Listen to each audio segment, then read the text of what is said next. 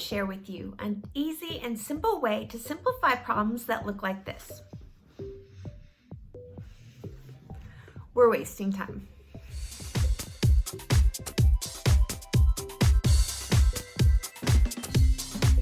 Hello everyone, welcome to my channel and the premiere of my first math lesson video.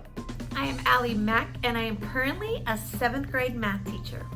So let me tell you a little bit about my experience in math super duper quick. I did my student teaching in kindergarten for 6 weeks. I long-term subbed in a 1st grade classroom for 6 weeks. I taught 4th grade math for 3 years. I taught 5th grade math for 1 year. This is my 2nd year teaching 7th grade math. I taught 8th grade math for 1 year. I also taught Algebra 2 for summer school to high schoolers. During that experience of teaching summer school, I also taught trig and pre-calculus. Since my husband started attending college, I also tutor him in all of his math courses. So I have a pretty good experience when it comes to math. So in telling you all that, I hope you will trust me and my abilities in math to help teach you and your students how to solve different math problems in easier ways or maybe a different way than you might have thought of originally. I will include timestamps in the description below so you can skip around this video if you or your students are already cool with the prerequisite information. I just feel like it's important to give students a foundation and also talk about vocabulary before we get into the problems to make sure we are using the correct vocabulary and terminology when describing how to solve these problems. So that is enough talk from me. Let's go ahead and get into this video so I can teach you some math. So we are going to start the prerequisite information with vocabulary. Okay, so let me scooch over so you can see it. All right, here are the vocabulary words that you will find helpful when completing this lesson with your students. We see that the first word is expression. This is any combination of numbers, symbols, and mathematical operations, but does not have an equal sign. So basically, an expression is an equation without the equal sign, all right? Constant. This is the number on its own. So basically, anytime you see 3 plus 4, 3 and 4 are constants. We always know what those numbers are. The next vocabulary word is coefficient. This is a number multiplying a variable. So for example, in the expression 5a plus 2, 5 is the coefficient. I think of like coefficient as like co-workers. You know, they work together. So coefficient is the number that is multiplying the variable. You will see them standing beside each other. The next vocabulary word is algebraic expression. This is a mathematical expression using numbers and coefficients. For example, 7b minus 2. This is an algebraic expression. And remember, expressions do not have an equal sign. The next vocabulary word we have is monomial. This is an algebraic expression consisting of just one term. So for example, the variable a, that's a monomial. And I always think of mono meaning one, so that kind of helps me remember that. Now, the last vocabulary word is binomial. This is an algebraic expression consisting of 2 terms. Example, a plus b. It has 2 terms, so therefore it makes it a binomial. Okay, let me scooch back. All right, so one thing I encourage everybody that is 6th grade or higher to do is change every subtraction problem into an addition problem. Okay, so I always encourage my students 6th grade and above to use this strategy, keep change opposite. Basically, you are going to change all subtraction problems into addition. So this only applies to subtraction problems. Hey, Nathan. Okay, so this is how this works. Really simple. We're going to keep the first constant exactly the way it is, so this -1 gets to stay a -1. We are going to change the subtraction to addition, and then we're going to take the opposite of this 2, which is a -2. My cat is moving the camera. So, keep, change, opposite. Let's do this one super quick, and then we'll get on with it. Keep the 5, the constant like it is, change the subtraction to addition, and then we're going to take the opposite of the -7, which is a +7. So there, we've changed it to addition. Simple as that. And I know some of you might be thinking, well, why would we do that? Just keep in mind that subtracting a positive number is the same as adding a negative number. It's the same thing. It does not affect the problem in any way whatsoever. But adding just seems to make life easier on kids. It just does. The last prerequisite information that I want to share with you before we get into the real lesson is multiplying and dividing numbers, rational numbers, integers, positive and negatives. One thing you need to remember is this. Let me scooch over so you can see it. Okay, so when multiplying or dividing numbers that have the same sign, it is going to end in a positive result, okay? It does.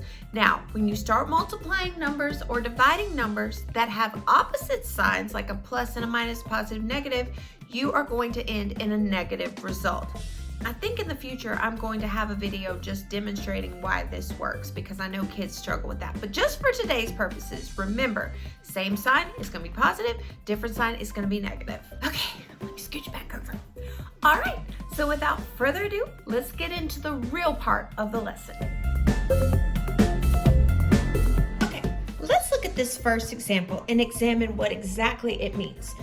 Basically, we have 2 times 3y plus 5 minus a -5 plus 4y. Okay, so basically, this is saying we have 2 groups of 3y plus 5, and then we are subtracting a -5 plus 4y. We are subtracting this one from this one. And this 2 in front just means there are 2 groups of that. I am going to use the strategy keep, change, opposite. So this is how this will work on an expression that looks like this. We would keep this exactly like it is for now. We would change this to addition. And then we would take the opposite of everything in this parentheses. Okay, so let me show you how that looks. We're gonna keep this the same for now. So this is still 2 times 3y plus 5.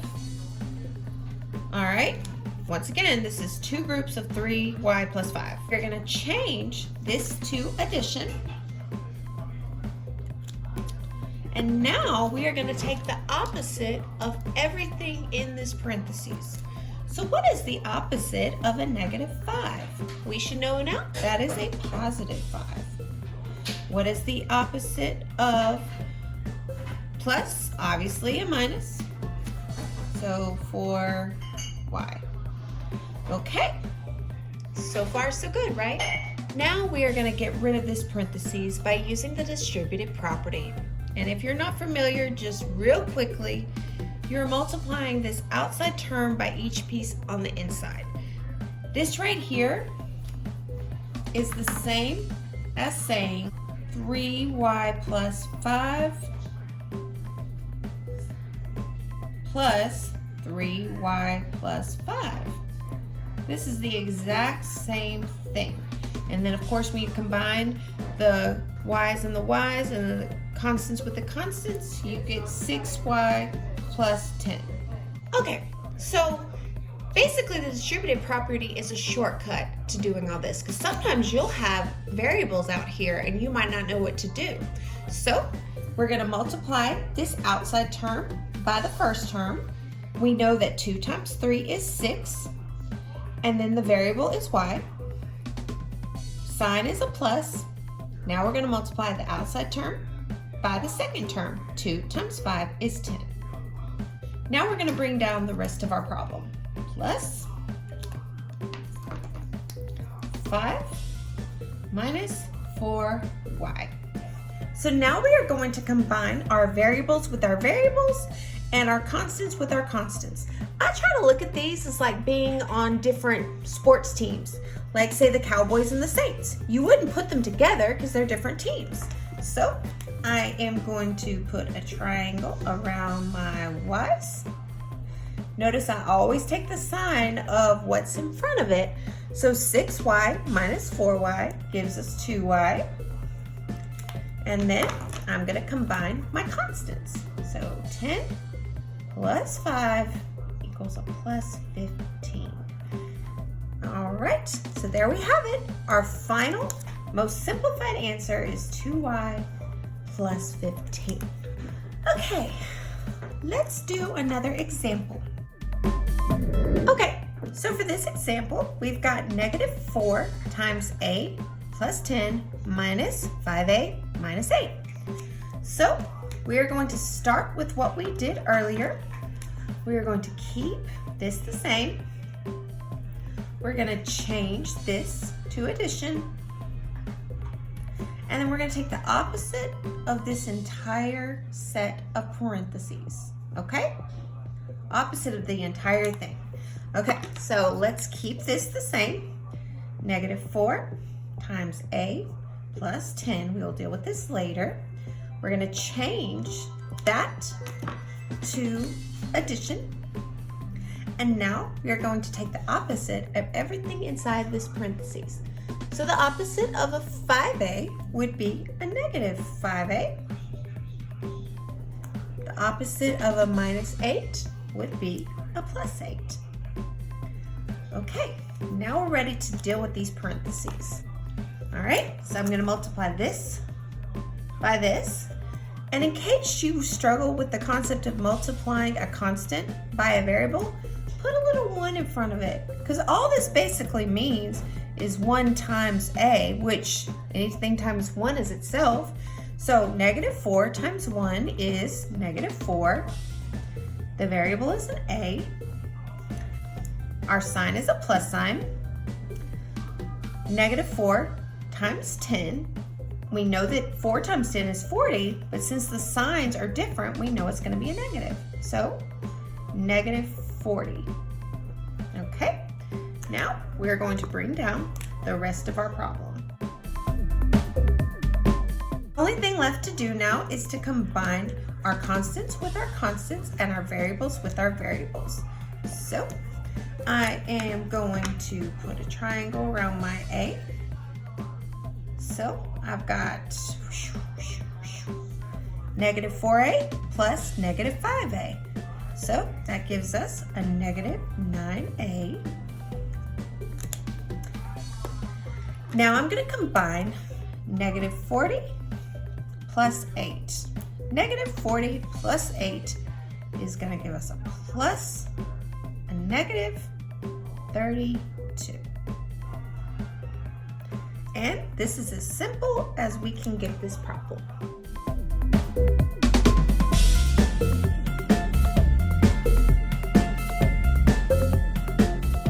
Okay, here's another example.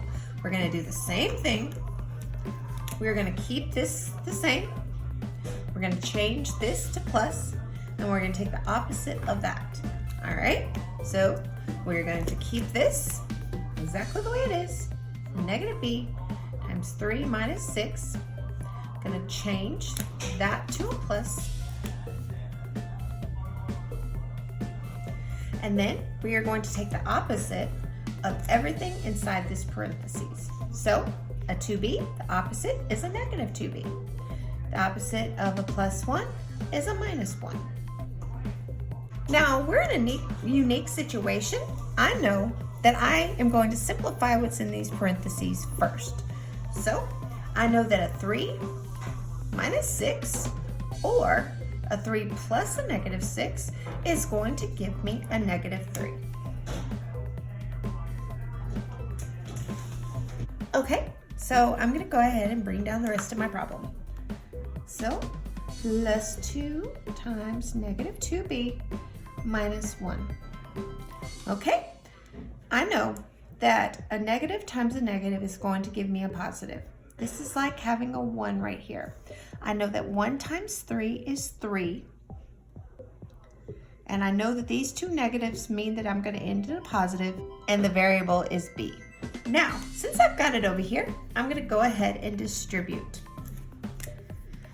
So 2 times 2 I know is 4, and the fact that they have different signs tells me that I'm going to end up with a negative 4b.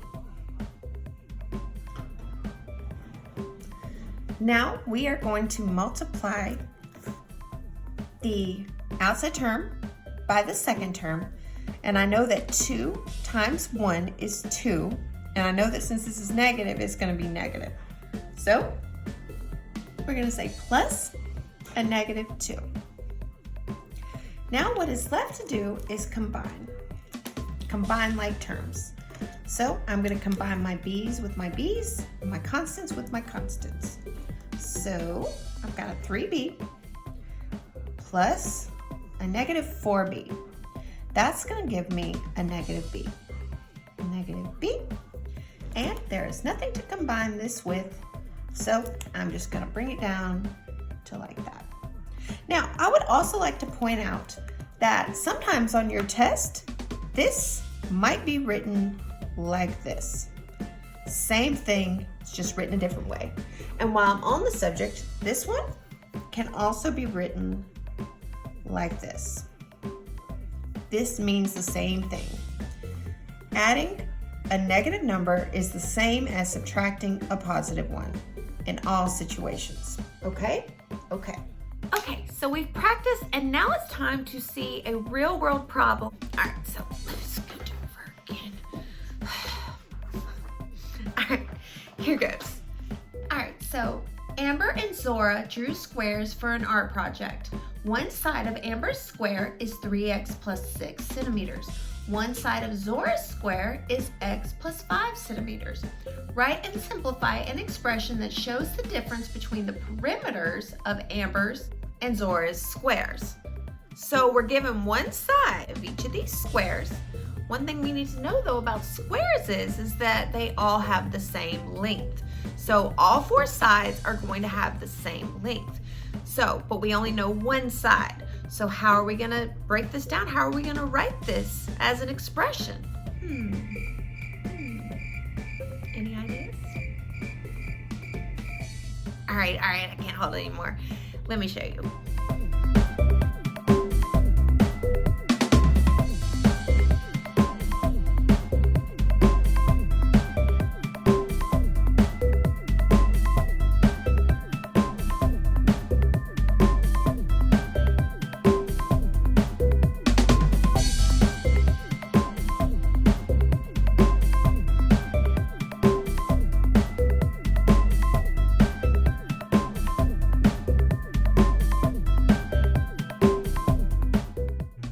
So with the information we're given, we have 2 girls, they both drew a square. We know that a square, all sides are equal. So in order to compare them, we want to know the difference between the perimeter. And we should know by now, in order to find the perimeter, we must add all sides.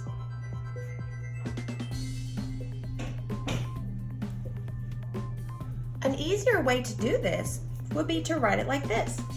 4 times 3x plus 6. And this one would be 4 times x plus 5. Because really, that's what you would be doing if you added this plus this plus this plus this. It's the same thing. So the problem wants to know the difference between the two. So anyone that knows anything about math, we know that difference means subtract. Okay, so let's apply what we've learned to subtract these 2 expressions. We're gonna keep, change, opposite. Keep, change, opposite. We're gonna keep this just the way it is. So we have 4 times 3x plus 6. Change this to plus. We're gonna take the opposite of everything inside the parentheses. So this becomes a negative x, and that becomes plus a negative 5. Now let's go ahead and use the distributive property. So 4 times 3 is 12. The variable is x. Sign is plus.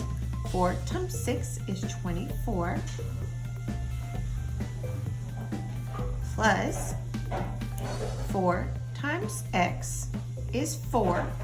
The sign is negative. sign is plus.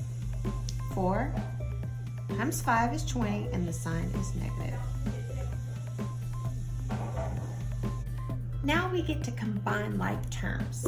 So x's with x's, constants with constants. So 12x plus a negative 4x gives me 8x.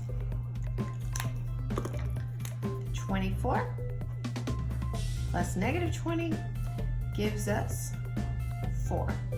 So the difference between two girls' squares is 8x plus 4. Okay, thank you guys so much for watching. If you found this video helpful, please like, share, and subscribe. Go ahead, I'll wait. You know you wanna subscribe to my channel. Oh yeah, you do. Don't forget to share this video with your friends if it helped you and you think it might help them. Alright you guys, thank you again for watching, and I'll see you in my next video. Goodbye.